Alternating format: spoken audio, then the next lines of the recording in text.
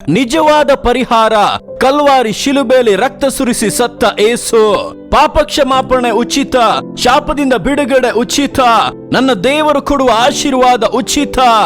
ಆದರೆ ಸೈತಾನನು ಎಲ್ಲದರಲ್ಲೂ ಸುಳ್ಳಾದ ಕಾರ್ಯವನ್ನ ಹೇಳಿ, ಹಣದ ಮೂಲಕ ನೀನು ಅದನ್ನು ಹೊಂದಬಹುದು ಇದನ್ನು ಹೊಂದಬಹುದು ಎಂದು ಹೇಳಿ ಸುಳ್ಳಾದ ಕಾರ್ಯವನ್ನ ಮಾಡುವವನಿ ಪಿಶಾಚನು.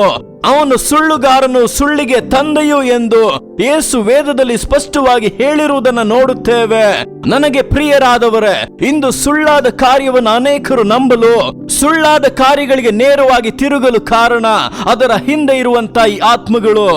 ಆದ್ದರಿಂದ ಮನುಷ್ಯನನ್ನು ಅವನು ವಂಚಿಸಿ ಸುಳ್ಳಾದ ಕಾರ್ಯದಲ್ಲಿ ಸಿಲುಕಿಸಿ ಅವರ ಆತ್ಮವನ್ನ ನಾಶ ಮಾಡಿ ನರಕಕ್ಕೆ ಕೊಂಡೊಯ್ದು ಬಿಡುವನು.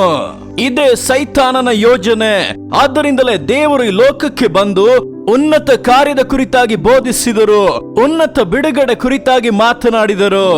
ಸುಳ್ಳಾದ ಬಿಡುಗಡೆಯೂ ಇದೆ, ಉನ್ನತವಾದ ಬಿಡುಗಡೆಯೂ ಇದೆ. ಸುಳ್ಳಾದ ಕಾರ್ಯವೂ ಇದೆ, ನಿಜವಾದ ಕಾರ್ಯವೂ ಇದೆ. ಆದ್ದರಿಂದಲೇ ಯೇಸು ನಿಜಕ್ಕೂ ಬಿಡುಗಡೆಯಾಗುವಿರಿ. ಯೋಹಾನ 8:36 ಹೇಳುತ್ತಾರೆ, ಯೇಸುವಾದ ನಾನ್ ನಿಮಗೆ ಬಿಡುಗಡೆ ಮಾಡುವಾಗ ನಿಜಕ್ಕೂ ಬಿಡುಗಡೆಯಾಗುವಿರಿ ಎಂದು ಹೇಳುತ್ತಾರೆ.